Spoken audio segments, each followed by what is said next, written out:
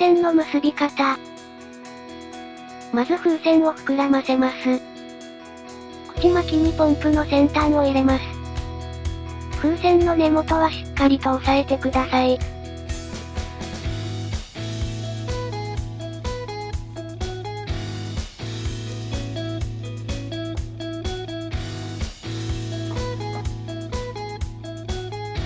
人差し指、中指、親指で口巻きをつかみます。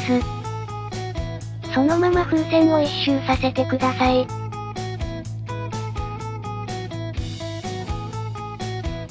口巻きの先端を、中指と人差し指の間に挟みます。そのまま指を引き抜いてください。